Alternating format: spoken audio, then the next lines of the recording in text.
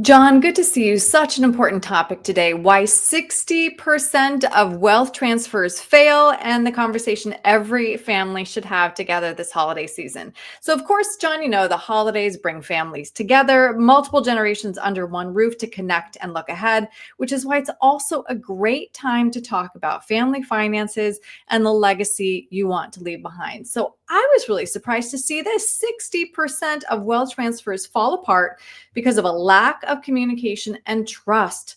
Why is it so hard for families to have these conversations?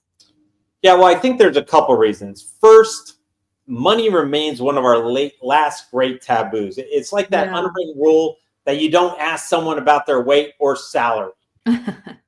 Second, there's often a fear of creating family conflict, right? And Yeah. you've heard the horror stories about, how estates and families are split.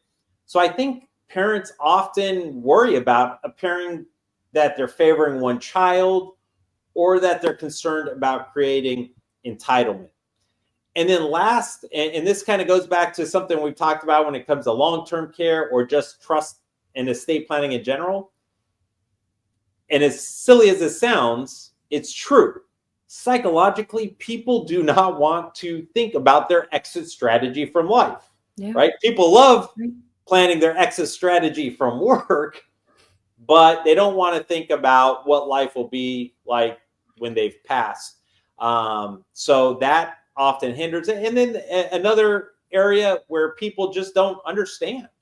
And so they don't understand, and they don't, if they don't understand what they're supposed to do, how can they really have that conversation about what they're doing with their kids? Hmm. So, why might the holidays actually be the best time to have this conversation? Well, I would kind of push back on being the best time. It's a double-edged sword. Why it's the best time? It's because the family, as you said in the intro, the family could typically be all together. Hmm. So you're not doing Zoom calls or phone calls, especially if you have kids from out of state. I think that would kind of weigh a little bit more on having this conversation.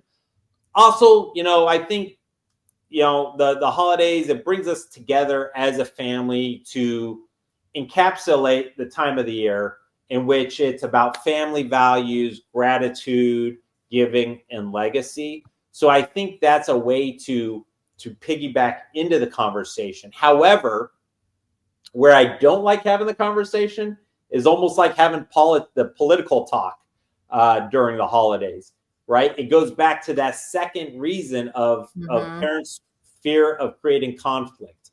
And this is something where people just have to be very careful that you don't take this festive event in this time of year and cause the conflict. So if you're going to have that conversation, I think it has to be big picture of what you're doing and not how much you're giving, Hmm. really to kind of to avoid that conflict.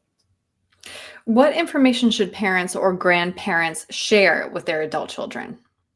Yeah, and I love this question because we actually give all of our clients the Family Legacy Planner. It's a That's binder helpful. Yeah. that has all these things. Yeah. So remember, your kids will be grieving your passing. We want to make this as seamless and as easy as possible. Let them focus on the grief, not of not having to now worry about financials. So the first thing is you want to tell your kids all of your income sources and investments, Social Security, your pension, non-qualified investments, your brokerage accounts, your retirement accounts, and any rental properties you have. The second thing, you also want to tell them about your payments, your credit obligations, or your mortgage payments, are all those automatic, who's being paid where. So to have a list of credit cards and your outstanding loans is extremely important. The third is the location to your passwords, because that I'm very big on cybersecurity and just keeping your information secure. If you've got multiple different financial accounts. You should have different passwords. Let's not make it that hard to get your kids that information. So Yeah. have the passwords available to them. The last is your financial professionals. So I give every one of my clients my cell phone number to put in this binder, but you should really have your tax preparer, your estate planning attorney, and your financial advisor in there as resources, right? I have all of these documents. So I tell my clients, when you're having these conversations with your kids, if something catastrophic happens to you, give me a call because I have everything they need. I am prepared for this day to help them out. So that's really the big things you should have. Mm-hmm. And what are the most important legal documents every family should review together? Yeah, so legally, you should have that pour over will and trust. And, again, we've had discussions about this. You really want to trust. Keep things private. Keep things out of court and avoid paying extra attorney's fees and probate costs. So you want that living trust. It's going to be the roadmap of how things are going to be divvied out to the beneficiaries.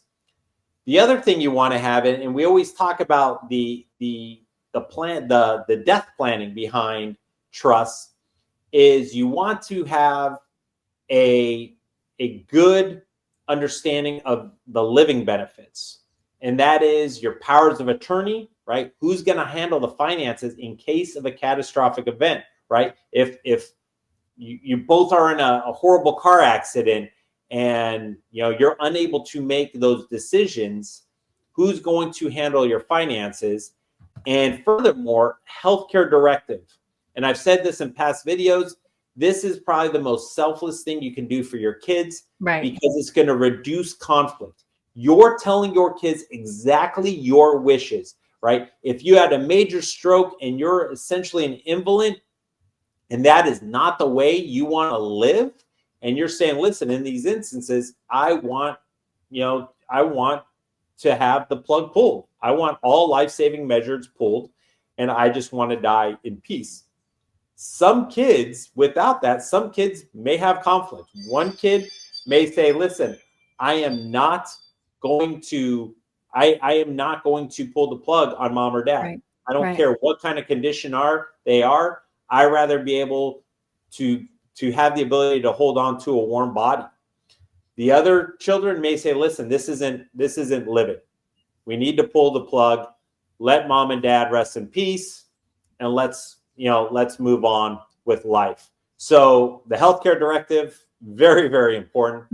Lastly is the beneficiary designations. These are your life insurance, your retirement accounts. You want to make sure those are, again, in that binder and that they're current and that they have primary and contingent beneficiaries, because these are some of the most important legal documents. And again, going back to one other thing I thought of that we actually put in our family estate organizer, it's not legal, but if you have valuable merchandise in your house, right? I'm a big baseball fan. Not saying I have it, but if a client were to have a Mickey Mantle rookie baseball card or some very expensive collectible, and you want to make sure that your kids know not to sell that for $20 at an estate sale. So you want to put that in your family legacy. Listen, I have this baseball card collection. This is something where you want to go to a professional and maximize the dollar from. Well, John, you've been doing this for a long time. So do you have any advice for how families can keep these talks positive instead of uncomfortable? Yeah, I think, it's just being straightforward and telling the kids that, listen, we're doing this in the most fair and equitable way. And, a great example that not too many people plan for this. Actually, very little people plan for this, even with advisors. But if your kids make significantly different salaries, and I always use the example of Susie's a doctor and Johnny is a police officer, both are great careers, both are honorable careers. However, both come at significantly different pay grades. So it's actually not equitable to Susie for you to just split everything 50-50 with Johnny, because she is going to be paying more in taxes and therefore reducing her net after tax benefit. And you're making the IRS the biggest beneficiary. So you should always tell that to the kids. But I think if you just tell your kids, this is the plan. And if you do have those discrepancies where Johnny's getting 70% of the IRA, Susie's getting 30, and Susie's getting 70% of the house, and Johnny's getting 30% of the house, kids, this is why we did it. Because we want to make sure that our money stays with you both. Right. And again, if perhaps you have another kid where you've had to support a lot, throughout the living years, and you've given a significant amount of your wealth, maybe you bought them a house or whatnot, say, listen, we're going to give you a little bit less because we've already forwarded or fronted your retirement. Right. Those upfront conversations, I think as long as you're putting it to them in a beneficial manner, with clear logic behind it, I think that's the best way to go. And what you're saying and what you've told me so many times, John, is when we have these conversations while, our parents are still alive and with us, then when they pass, you can just focus on grieving and being with your family and celebrating their lives as opposed to arguing, which is so important. Yeah, absolutely. And again, that's why, the holiday is a good time to say, hey, listen, this is what we're doing. But instead of talking and bringing up the money, then say what we'd like to do is, since we're going into January, we're going to have a New Year's resolution. We are going to either have a meeting at our financial advisor's office, or we're going to have a Zoom call with our financial advisor where, again, we may not understand everything we're doing, but we're going to have the family advocate here to say this is why the plan is. And, right. if have to be, I can be the good or the bad guy. Mm-hmm, mm-hmm. Well, John, if somebody would like your help getting the ball rolling, then how can they get a hold of you? Yeah, so you can always visit our website, www.gosecurus.com. While you're on the website, you can see all hosts of videos in the past that we've had talking about estate planning. And while you're on our website, if you want to give us a call and have us answer any general questions you may have about estate planning, you can schedule a 20-minute phone call. Or if you want to elicit our services, you can schedule a 60-minute clarity or vision and clarity consultation. Great. John, thanks for your time today. I appreciate it.